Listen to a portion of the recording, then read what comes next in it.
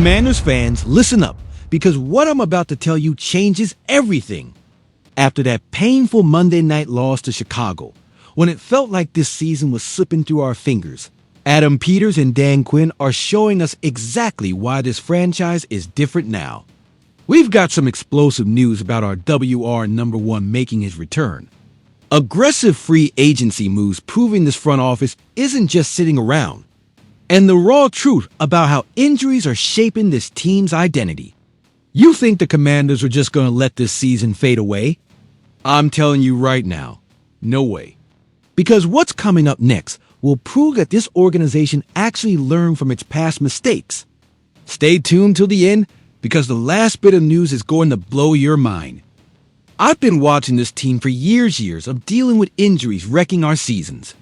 Remember when we lost key players and the old front office just shrugged and said next man up without having an actual plan? Those days are over. Ian Rapoport just confirmed that Terry McLaurin, our WR number one, our captain, the heartbeat of this offense, will be back on the practice field this Wednesday. After 3 weeks sidelined with that quad issue, Scary Terry is finally back just in time for that showdown against the Cowboys in Arlington. And the best part, the medical staff didn't rush him. They didn't force him back early like they used to in the old days. This front office under Adam Peters and Dan Quinn is doing things the right way. But here comes the part that hurts. And I'm not sugarcoating it because you deserve the truth. Noah Brown, who'd been a straight-up revelation early this season, is headed to injured reserve. Adam Schefter reports that his groin injury is serious enough to keep him out at least 4 weeks, meaning no Brown against Dallas, Baltimore, Pittsburgh, or Philly. Do you realize how massive that is? We're losing one of our most dependable receivers right in the most critical stretch of the season. Look, losing Noah Brown stings, but getting Terry McLaurin back is exactly what this team needs right now. Terry isn't just a wideout, he's a leader. He's the one Jaden Daniels looks for when everything's on the line. Before his injury, Terry had 10 catches for 149 yards, not his usual numbers. Sure, but we were pounding teams on the ground then. Now, with Austin Eckler out for the year, Noah Brown on IR, and this passing game desperate for a spark, you really think Terry's not about to go off? To give you perspective, Monday night against Chicago, our leading receiver was Chris Moore with 46 yards. 46. You know who the Bears' top wideout was? DJ Moore making clutch plays plus Romo Duns and Luther Burden III stepping up. They had their full offensive arsenal, while we were rolling out practice squad guys. Luke McCaffrey hauled in a 33-yard touchdown on a busted coverage. Jalen Lane caught one for 37 yards, and after that, Jaden was dumping it off to Zach Ertz every other play. Deebo Samuel, who's supposed to be our dynamic WR number 2, was limited to 4 catches for 15 yards, and that's because he was dealing with a heel issue too. You know what ticks me off the most? Fourth quarter, 2 drives to seal the game, and what happens? A punt and a fumble. You think that happens if Terry's out there? Or if Noah Brown's playing? I don't. Dan Quinn admitted it after the game. We've been too slow out the gate, getting used to digging ourselves out of holes. And you know why that is? No tempo, no rhythm, no weapon setting the tone from the first snap. Terry McLaurin is that tempo, that rhythm, that weapon that forces the defense to adjust. Now, I get some of y'all might be worried about timing. 3 weeks off, will Terry and Jaden still have that chemistry? Let me tell you this, Terry McLaurin's a pro's pro. This dude's played with more than 10 different quarterbacks and still finds ways to produce. The chemistry was already there in the first 3 weeks, and that rest probably healed that quad completely. And you couldn't ask for better timing. We're about to face Dallas and Arlington, a defense that's been leaking yards through the air all year. Their secondary's soft right now, and we're walking in with fresh, hungry Terry McLaurin ready to remind the league why he's one of the best in the business, that losing Noah Brown hurts. No question. But here's the difference between this new regime and the old one. Adam Peters is already working the phones, already finding solutions. He's proactive. not reactive. So let me ask y'all, would you rather have Terry McLaurin at 100% for the stretch run, or rush him back early and risk a setback? Would you rather have Noah Brown play hurt and make it worse, or let him heal properly for the playoffs? This front office is thinking ahead to January and February, not just October. And if that surprises you, wait till you hear what Adam Peters is cooking up next. You'd be crazy to think Adam Peters was going to sit on his hands while our receiver room's been gutted. Because here's where things get real interesting. Washington is bringing in veteran wideout Treylon Burks for a visit. And honestly, that's exactly the kind of aggressive move this new regime was built for. Let's rewind to the 2022 draft. The Titans took Burks 18th overall out of Arkansas. Why? Because he's got exactly what we're missing right now: explosive playmaking, big body, and the ability to bully defenders in contested catches. 6'2", 225 pounds. SC defenses couldn't handle him in college. Now I know what y'all are thinking.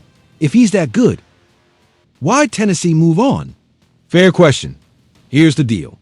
In 3 seasons there, Burks totaled just 53 catches for 699 yards and 1 touchdown. Not great for a first rounder, right? But hold up, this dude tore his ACL in 2024, missed the whole year, then broke his collarbone in training camp this season. That's why he hit waivers with an injury designation. And let's talk about the QB play there. Ryan Tannehill fading out and Will Levis being inconsistent. Burks never really had a shot with a solid quarterback or system. There's a huge difference between not being talented enough and just never having the right situation. And Burks falls squarely in that second group. Now, here's the exciting part. Caleb Skinner from Commanders on S. I just reported Burks is fully recovered and looking for a fresh start. And where better than in Washington, with Jaden Daniels slinging it, Cliff Kingsbury scheming up mismatches, and a team desperate for depth. Think about this Monday night. We literally had to call up 2 practice squad wideouts just to fill the roster. Chris Moore, who barely made it through camp, was our leading receiver with 46 yards. That ain't sustainable, folks. You can't compete for a division crown with that kind of depth problem. Adam Peters clearly agrees. This isn't just filling a roster spot. It's signing a former first-rounder with tools to contribute right away. Burks is 24, in his physical prime and hungry to prove himself. And the timing? Perfect. We're not waiting till after the trade deadline or the offseason. Peters is moving now. That's smart roster management. That's what winning teams do. Compare us to our NFC East rivals. Cowboys just lost Brandon Cooks. What did they do? Nothing. Giants? Malik Neighbors is hurt. They're running out guys who wouldn't even make most rosters. Eagles? Sure, they've got depth, but they paid millions for it. We'd be snagging a former first-round talent, basically for free, just the vet minimum, since Tennessee already ate the dead money. That's smart. That's playing the market. Look, I'm not saying Burks is walking in here to be a Pro Bowler overnight. But if he can give us 300 to 400 yards over the next 10 games, if he can be that reliable WR3, making tough catches on third down, that's a major win. And scheme-wise, perfect fit. Kingsbury loves big-bodied receivers who can win physically and block in the run game, something we truly need with Eckler gone. Burks can line up outside or in the slot and still stretch the field. Picture this: McLaurin as WR1, Debo as WR2, and Burks sliding in as WR3. Suddenly that receiver rotation looks legit again. McCaffrey and Lane can develop without pressure. Moore shifts back to WR4 or 5, and we've got real flexibility again. And the wildest part, if Burks balls out, we've got him under contract for cheap and can re-sign him in the offseason.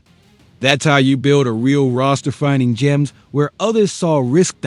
So let me ask, would you rather Peters sit back and wait 4 weeks for Brown to heal, or attack the market now to actually give our rookie quarterback the weapons he needs? You already know the answer. That's the difference between the old Washington and the new one. The old regime would have said, we'll just roll with what we got. The new one says we'll explore every single avenue to get better. And speaking of getting better, let's talk about what Monday night really exposed. Let's go back to Monday night at Northwest Stadium. Rain pouring, sloppy field, and Washington falling 25-24 on a last-second Jake Moody field goal. That loss dropped us to 3-3 second in the East and 12th seed in the NFC. But nobody's asking the real question: would we have lost if our offense was fully loaded? Ryan McCaffrey over at Rigo's Rag nailed it when Chris Moore's your leading receiver with 46 yards. That's not a winning formula. No lies detected. And credit to Chris Moore, he had his best outing as a Commander after a rough preseason, but the fact that he was our top wideout says everything about how depleted we are. Luke. McCaffrey had that 33-yard TD on a busted coverage.